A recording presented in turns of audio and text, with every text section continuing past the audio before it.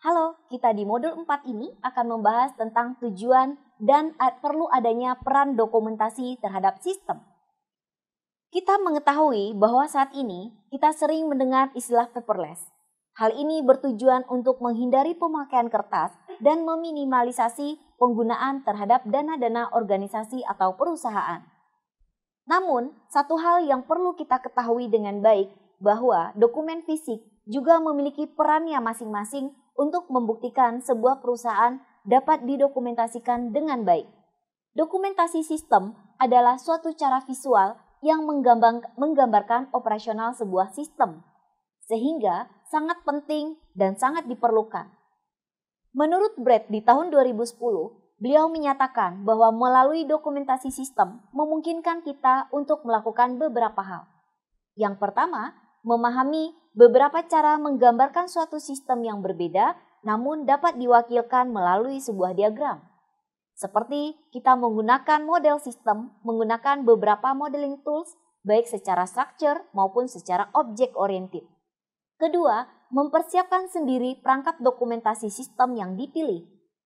Yang ketiga, dapat digunakan untuk melihat hubungan antara beberapa bentuk yang berbeda dari dokumentasi sistem. Sistem di dalam kesehariannya juga membutuhkan dokumen-dokumen yang mengalir di dalam operasional perusahaan, baik secara prosedural maupun secara dokumentasi sistem secara keseluruhan di dalam organisasi perusahaan. Hal-hal penting apa saja yang membuat kita perlu mendokumentasikan sistem di dalam organisasi perusahaan dan pertanyaan apa saja yang terkait dengan dokumentasi sistem ini? Di antaranya adalah siapa saja yang terlibat di dalam organisasi. Kemudian kegiatan apa saja yang terjadi. Tentu saja hal ini berhubungan dengan struktur organisasi serta peran masing-masing bagian di dalam struktur organisasi. Berikutnya di mana kegiatan itu terjadi. Seperti halnya yang kita ketahui, sebuah organisasi membutuhkan legalitas di mana perusahaan itu berkembang dan diadakan secara menyeluruh dan terbukti secara dokumen dan fisik berada di satu area.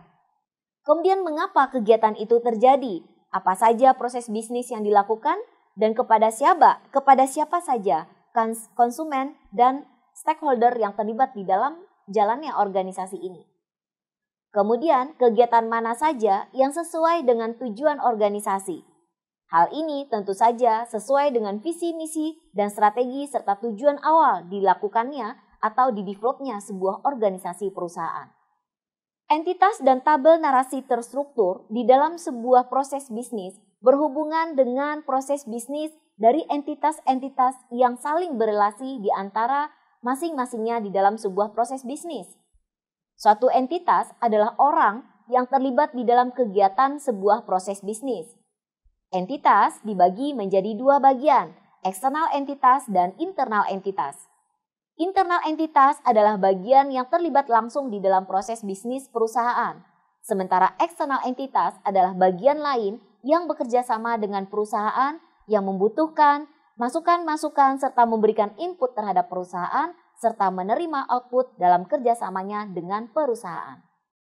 Proses mapping juga dibutuhkan di dalam dokumentasi sistem yang merepresentasikan grafis secara sederhana dari suatu proses bisnis, serta rincian kegiatan yang terjadi, penanggung jawab dari kegiatan proses bisnis, serta hubungan di antara area bisnis dengan keputusan yang diambil sebagai bagian dari proses.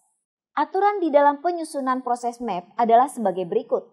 Yang pertama, area fungsional dipisahkan dengan garis yang solid. Hal ini dapat terlihat di dalam gambar struktur organisasi yang ada di dalam perusahaan. Berikutnya juga ada area fungsional, kemudian ada simbol standar yang digunakan, serta garis yang menghubungkan antar proses di dalam label-label dokumen, serta gambar proses yang dibaca baik secara vertikal maupun secara horizontal. Di dalam memodelkan proses bisnis, nanti kita akan mempelajari beberapa modeling tools, di antaranya adalah DFD, Data Flow Diagram, yang terdiri dari beberapa diagram, baik disebut dengan diagram konteks, overview diagram atau diagram zero, serta diagram detail yang dalam hal ini merupakan opsional di dalam penggambaran sebuah proses. Namun secara object oriented, nanti kita akan bisa menggunakan UML, Unified Modeling Language, yang terdiri dari beberapa diagram, namun di antaranya yang paling sering kita gunakan adalah use case diagram, activity diagram, class diagram, state machine diagram, dan sequence diagram. Demikian, terima kasih.